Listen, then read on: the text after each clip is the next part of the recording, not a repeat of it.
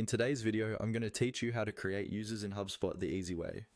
We'll walk through the process from inside your HubSpot account, and by the end, you'll know exactly how to invite new team members and get them set up quickly and correctly.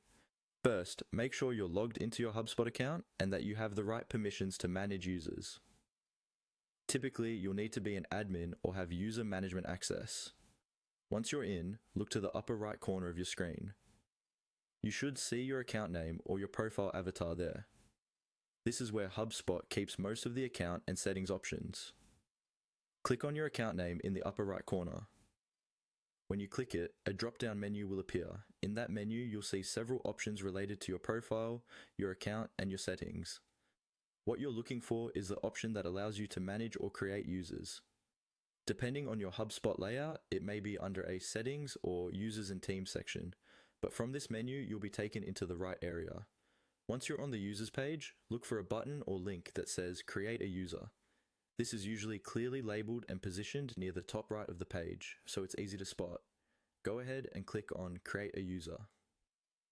This opens the user creation panel or window where you'll enter the details for the people you want to add.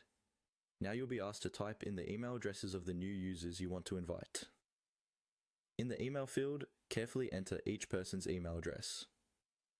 Accuracy is important here because HubSpot will send the invitation directly to these emails.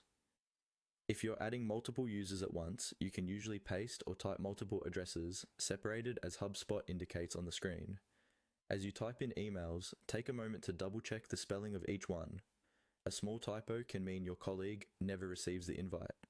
Once all of the email addresses are entered, you can proceed with the remaining options HubSpot gives you, such as choosing permissions or sending the invites. And that's it.